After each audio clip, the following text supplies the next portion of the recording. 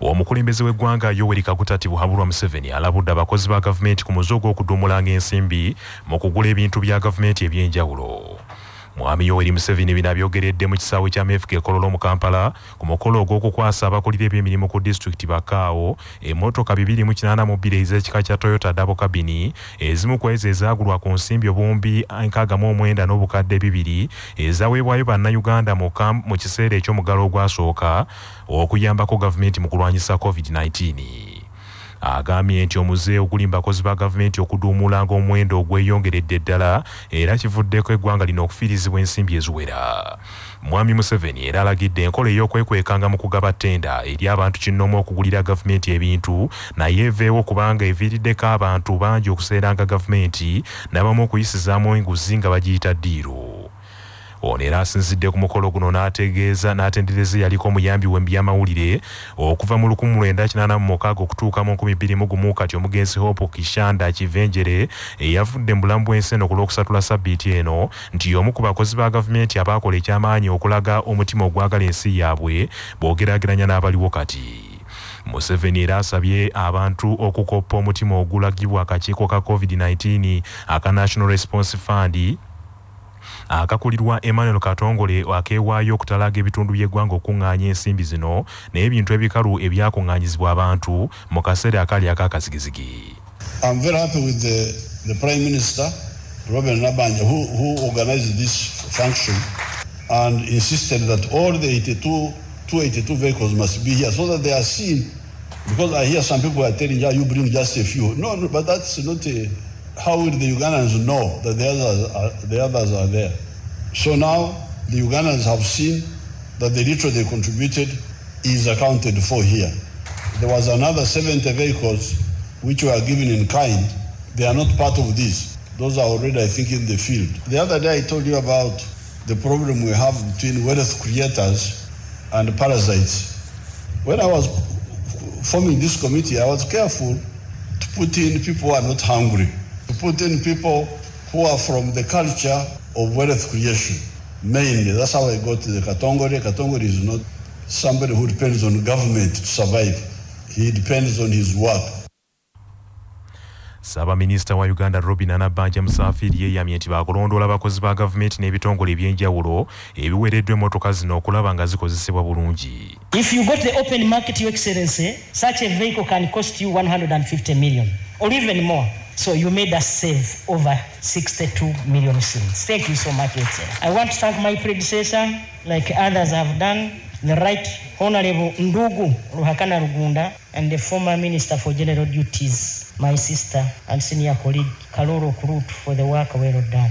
For something that they were able to contribute as individuals, as institutions. Let's carry this spirit as people who are in leadership, as people who are in government, to be able to give accountability publicly, not on paper only, but also on the ground by showing that there is value for money. Ye Minister w'ebyobulamu Dr. Jane Ruth Achengo Ochero agambye nti bannayuganda bongedde okujjumbira okulwanyisa COVID ng'obulwadde kati bukendedde mu kusaasaana n'ebitundu 19 ku buli 100 okuva ku bitundu 21 okudda ku bitundu 2 ku buli 100 nga kino kikenderedde mu nnaku entono eziyise. Ssentebe w'olukiiko olwakulemberamu okukuŋŋaanya ensimbi zino Emmanuel Katongole asabye gavumenti okutuukiriza obuvunaanyizibwa bwayo bw'okujjuza ensimbi zonna ezibulayo okumaliriza ebiruubirirwa eby'akakiiko kaabwe mu byobulamu. Mmotoka zino ekitongole ky'ebyobulamu ku buli disitulikiti munisipali n'ebibuga byakufunako buli kitongole kya byobulamu mu kitundu ekyakufunako emmotoka emu so nga endala ziweereddwayo eri amalwaliro ku mitendera egy'enjawulo okutuukira ddala ku ddaala erya General Hospital wamu n'ebitongole omuli ekiyambako mu kukuŋŋaanya omusaayi ekya Uganda Blood Transfusion Services nga buli mmotoka yasaasaanyiziddwako ensimbi obukadde 78. Ekibiina ekitaba abanyini makolero agakola ku byennyanja wamu n'abasuubuzi baabyo ababifulumya ebweru w'eggwanga ekya Uganda Fish Processors and Exporters Association kyagala okulya empuuta wano mu ggwanga kuwerebwe bunnambiro nga zitwalibwa bweru engege zokka ze ziba ziriibwa. Bannakibiina kino basinzidde mu kakiiko ka Paalamenti akalondoola ebyobulimi n'obuvubi akeekennenya ennongosereza mu tteeka erirungamya ebyobuvubi okulunda n'okusuubula ebyennyanja. Sujal Gwaswami ssentebe w'ekibiina kino ategeezezza nti emyaka 22 gye bamaze nga batwala ebyennyanja mu Bulaaya bakizudde ng'empuuta ze zisinga okwagalibwa so ng'engege bannansi bawono ze basinga okwettanira. Bano basabye mu tteeka eriri mu kwetegerezebwa kaakano musibwemu nti empuuta si zaakulibwanga wano mu Uganda wabula zaakutwalibwanga bweru wa ggwanga engege zo ziriibwe wano. Sujal Gwaswami agambye nti kino kyakwongera ku bungi bw'empuuta mu nnyanja n'okukendeeza ku nfuba enkyamu ku nnyanja abavubi gye babadde benyigiramu nga baagala okuvuba empuuta. Because in Europe, they can get other species. They don't want to depend on Nile perch alone. One of our recommendations, which is also always an informal recommendation, is that why don't you leave Nile perch for exports and leave tilapia for local consumptions and for equality and equity and the unbalanced trend of the business. We can actually look into that in a much bigger way if we can actually separate tilapia and Nile perch and leave Nile perch to exports and exports alone. Wabula omubaka wa Bbaale era memba ku kakiiko kano awakanyizza ekirowoozo ky'abakulu bano eky'okujja ku bannayuganda eddembe lyabwe ery'okulya empuuta n'agamba nti tebasobola kukkiriza nteekateeka eno. Ekyo si kya bwenkanya kiba kireeta akatale okubanga kali dominated oba kawambiddwa n'abantu ab'ebigendererwa ebitono aba exporting empuuta bokka. Nsuubira tuli mu free market economy where powers of demand and supply zirwanagana. Era ekisinza kinne waakyo omuntu alina ekyamaguzi gy'aba alina ottunda. Subira bano baleme kuteekawo mbeera bwetyo babanga abatidde competition nga baagala ne gavumenti ebayambeko ekisse mu tteeka olwo empuuta yonna eggwere mu factory etwalibwe bweru. Janet Okori More ssentebe w'akakiiko kano agambye nti akakiiko kakutuula katunde mu kirowoozo ky'abakulu bano olwo kasalewo ekyokukola. I don't have a side as of now because today it is just the fourth stakeholder we are meeting. After meeting all the stakeholders whom we have lined up, who are about 15, is when we can gauge. Otherwise, we cannot, as a committee, impose our views on what is supposed to take place. Omubaka omukyalo wa disitulikiti y'e Kayunga Aida Erios Nantaba Tannaluba omuntu owokubiri Jacqueline Kobusinje birungi naye ajulidde ng'awakanya ensala ya kkooti enkulu eya disitulikiti ey'e Mukono eyakkiriza era n'ekakasa obuwanguzi bwa Aida Erios Nantaba. Kobusinje y'omu ku bakyalo omukaaga abaali batunkana Nantaba mu kulonda okwakaggwa nga kuno kwaliwo ng'ennaku z'omwezi 14 mwezi gwa January omwaka guno nga ono ku kifo ky'omubaka wa Paalamenti owa disitulikiti y'e Kayunga Kobusinje yakwata kifo kyakusatu. Nantaba atalina kibiina kwe yajjira. Yafuna obululu emitwalo 47,725 ng'ate ye Kobusinje yafuna obululu omutwalo gumu mu 202. Wabula Kobusinje yawakanya ebyava mu kulonda era n'asalawo addukire mu kkooti enkulu ey'e Mukono. Kobusinje yasaba kkooti esazemu obuwanguzi bwa Aida Erios Nantaba nga yalumiriza nti Nantaba yajingajinga empapula z'obuyigirize ebbaluwa ya siniya ey'omukaaga gye yakozesa eri akakiiko k'ebyokulonda nga yeewandiisa gy'agamba nti yagifunira ku Mukono Town Academy mu 1998 si ntuufu era yali njingejinge. Era ategeeza mu mpaaba ye nti Aida Erios Nantaba ebbaluwa ya siniya ey'okuna gye yafuna mu 1996 nayo erimu akakunkuna ak'amaanyi eraga nti Nantaba alina engeri gye yakyanganya emyaka nga tebikwatagana bulungi era tebimusanyiza kuba mubaka wa Paalamenti. Wabula Nantaba mu kwewozaako yategeeza kkooti nti ebiwandiiko bye bituufu n'alaga n'ennukuta E eyali esinza okuvako obuzibu ku bbaluwa ey'obuyigirize eya siniya ey'okuna n'akinnyonnyola nti yali etegeeza Erios era omulamuzi n'akikkiriza kubanga yakikuba ne mu kirayiro. Mu mbeera eno omulamuzi Olive Kazarwe Mukwaya yagoba okuwaaba okwa Kobusinje n'ategeeza nti Kobusinje yalimu okuleeta obujulizi obwesimba mu kkooti obulaga nti empapula za Nantaba eza siniya ey'okuna n'ey'omukaaga zirimu ebibuuza bingi omusango n'agugoba. K'Obusinge bw'atakkaanya na nsala ya kkooti enkulu bwe yasazeewo ayite mu bannamateeka aba Asingwira and Partners Advocates and Legal Consultancy okuddukira mu kkooti ejulirwamu mu Kampala n'ensonga 3 zaalambise nti kwasinzidde okujulira okwakanya ensala y'omulamuzi Kazarwe. K'Obusinge alemeddeko nti nno Nantaba ensonga ziyawa mu kkooti tezaali za muzinzi era nti omulamuzi Kazarwe yalemerera okumuwa obudde okwanja obujulizi bwe ng'etteeka bwe ligamba n'akolera mu ngeri yakupapirira era nga Nantaba ye yekka eyeefuga omusango ogwo ye n'akakiiko ak'ebyokulonda tebaweebwa budde okubaako kye batangaaza ku nsonga eyo. Manya obuvuna obuddo obw'eddembe lyo tonyigirizibwa dembe lyo ery'obwebange. Dembe lyo akutuusibwako langi ya Global Paints, langi esinga okunyiriza ate nga tekaddiwa erimbika eby'enjawulo. Saako Sahara Muchuzi Mix akanzaali akawembaazo obuwoomi obusukkulumu nga balina Sahara tangawizi tea amajaani agawa chayiwo eddekende. Kimenya mateeka okuweereza omuntu obubaka obw'okusima olutatadde obuyinza n'okumuteeka mu kutya nga munnamateeka George Musisi bw'annyonnyola. Okukozesa essimu yo olutatadde ng'okiddiŋŋana nga oweereza obubaka omuntu omulala, obubaka obwo ne buteeka oli gw'obuweereza mu kutya obw'obulamu bwe nga kino okikola olutatadde, ogwo gubayira musango gwe bayita cyber stalking. Era okusinziira ku tteeka lye bayita Computer Misuse Act, singa omusango ogukusinga osobola okusibwa emyaka egiwera 5 oba n'okuwengaso, oba bikola byombi. Kizuuliddwa nti emmere efulumizibwa mu butale tetuukana na mutindo era kyekivuddeko abantu bangi okukosebwa n'okulwala endwadde ezitatadde. Alipoota ku byokulya ebisinga okweyambisibwa mu ggwanga lino eyakoleddwa eb'ekitongole okuli Uganda Consumers Protection Association, Food Fortification Initiative wamu n'ekitongole ekya Spina Bifida and Hydrocephalus Association eraze nti emmere naddala enkuba mu buwunga yeesinza okuba ey'obulabe eri emibiri gy'abantu. Okunoonyereza okwakoleddwa mu bitundu by'eggwanga eby'enjawulo wakati w'omwezi ogw'okutaano n'ogw'omukaaga eraze nti emmere ey'obuwunga eteekebwamu ebirungo ebikola ebitundu 51 ku buli 100 byokka ku ebyo ebiragirwa ekitongole ky'omutindo mu ggwanga ekya UNBS. Alipoota eraze nti emmere ekubwa okuva mu ŋŋaano eteekebwamu ebirungo bya bitundu 9 ku buli 100 byokka ate butta afumba ateekebwamu ebirungo ebitundu 9.3 ku buli 10 byokka.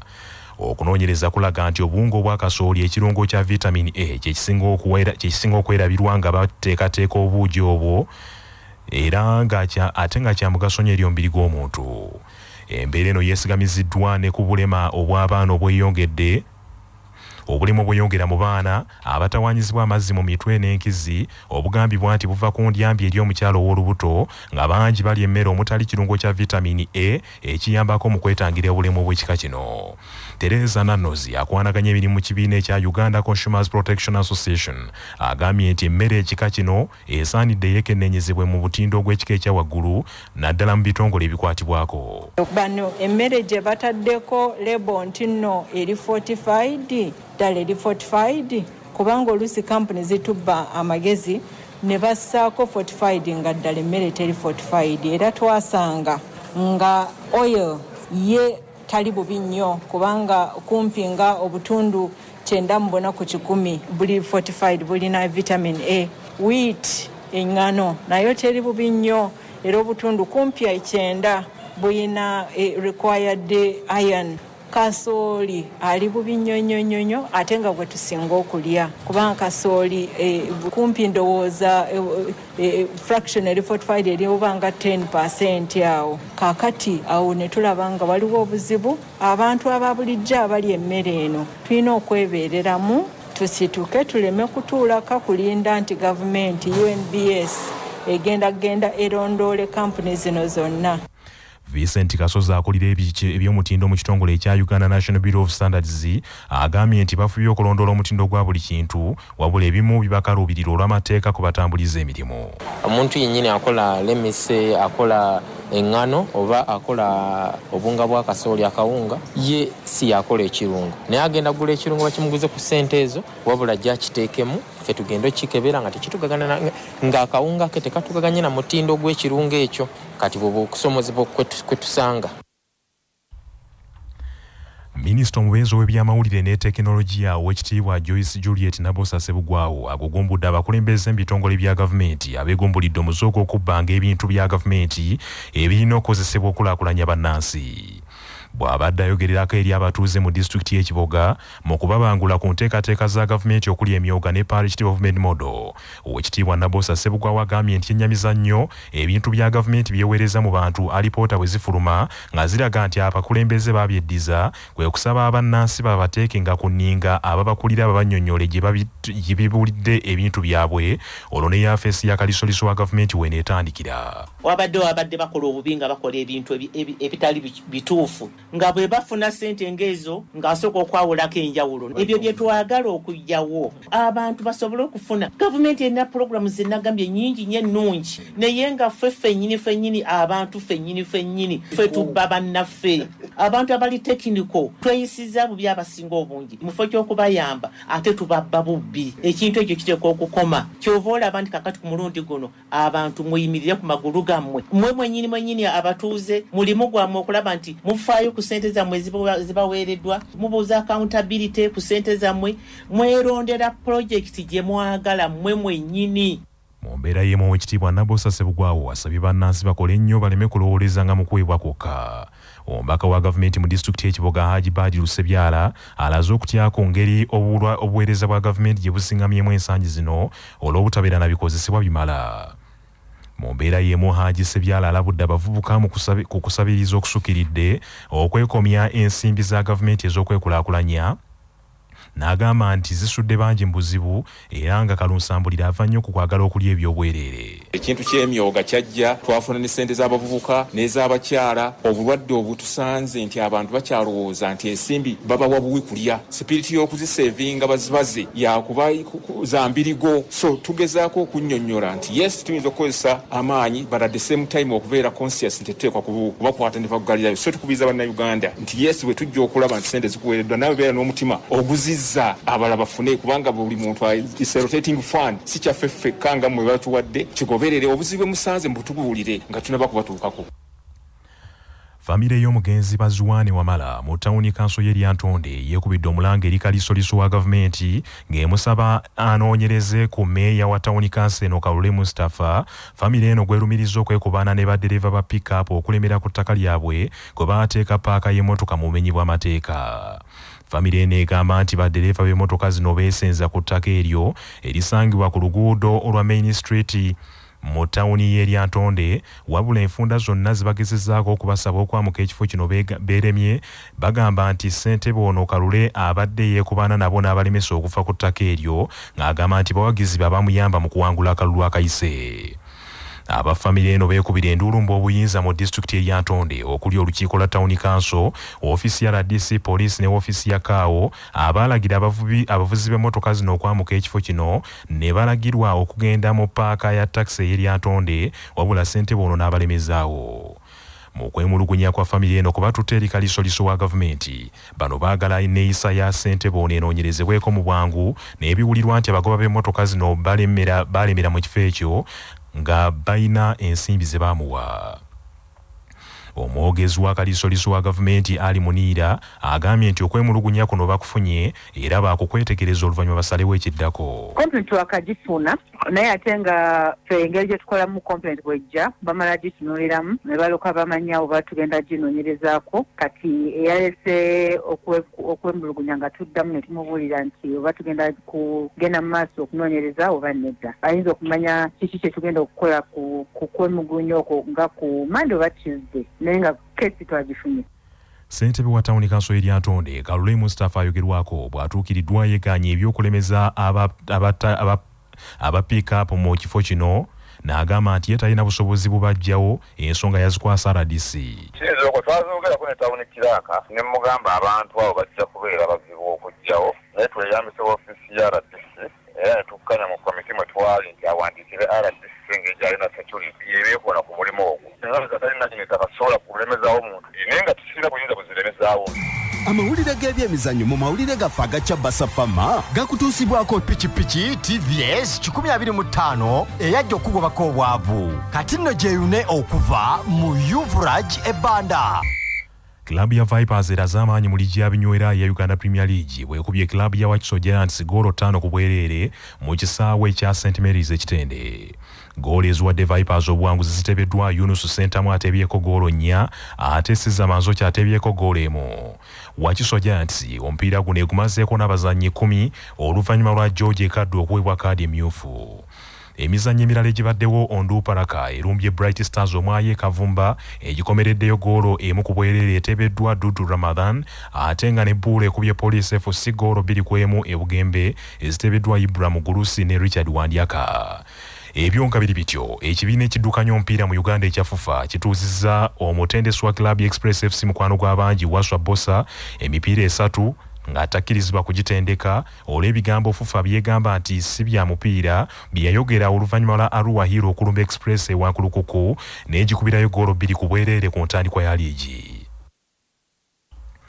Mu mbeera y'emu FUFA eragidde Waswa Bosa okusasula engasi ya nsimbi bukadde 2 mu bbanga lya nnaku 15 era ono olw'ekibonerezo kino si bwakubeera ku katebe nga Express ettunka ne UPDF Bull wamu ne Vipers.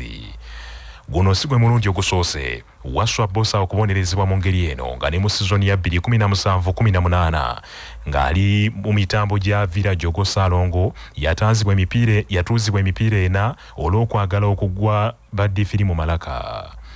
Ebyo nga biri biti empaka za Premier League ebungereza ziddamu okuzannyibwa leero ku ssaawa 4 n'omupiira gumu nga Arsenal the Gunners eri mu kifo ekye-12 egenda kuttunka ne Aston Villa the Lions eri mu kifo ekye-13. Amawulire okuva ebweru w'eggwanga nga gakutuusibwako Heritage Family Center abateekateeka abatuuse okuyingira obufumbo basange ku Heritage Plaza e Nansana oba ku mitimbagano gyabwe. Abasawo bannansi mu nsi ya Eswatini edda yayitibwanga Swaziland basibidde poliisi ekikookolo teri kuddayo kujjanjaba musirikale n'omu. Abasawo bano batutte ekiseera nga beekalakaasa wonna mu ggwanga eryo mu bwegugungo bwatandika mu mwezi ogw'omukaaga omwaka guno nga ne wetwogerera gavumenti yaggyeeko emikutu emigatta abantu naddala Facebook nga babadde bayita okukunga bannaabwe.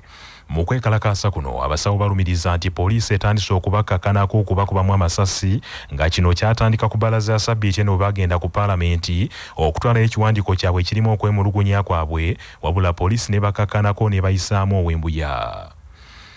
Abasawo bano baagala gavumenti etereeza embeera mu bakolera emirimu gyabwe era baagala gavumenti ebakakase nti egenda kubawa obukuumi nga beekalakaasa bwe kitaba kityo teri musirikale n'omu gwe bagenda kuddamu kukwatako mu ddwaliro embeera ne bweribeeteredde.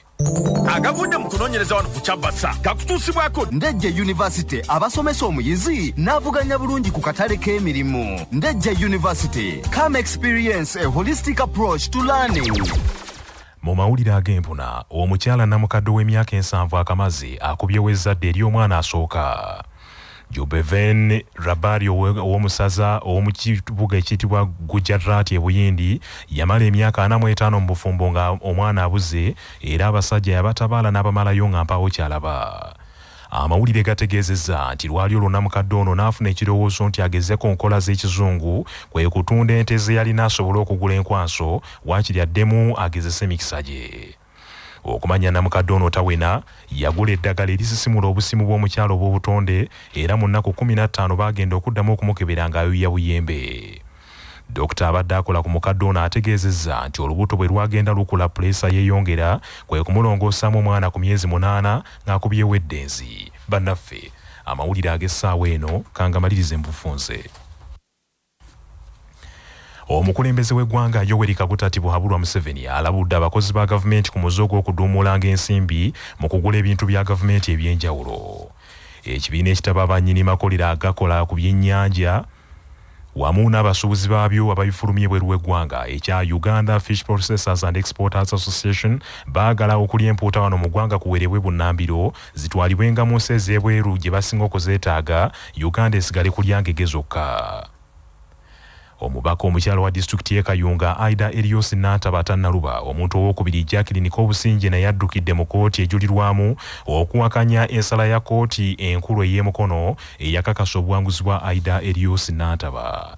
abasawo bannansi mu nsi ya Eswatini edda yayitibwanga Swaziland basibidde poliisi ekikookolo mu ggwanga eryo teri kuddayo kujjanjaba abasirikale mu malwaliro olw'abasirikale bano okutandikanga okubatuntuza n'okubaligita emigobante buli batanula okwekalakaasa ku nsonga ezibanyigiriza. Bannaffe amawulire ag'essaawa eno bwe gatyo bekagenze. Sigala naffe ku CBS FM ey'obujjajja.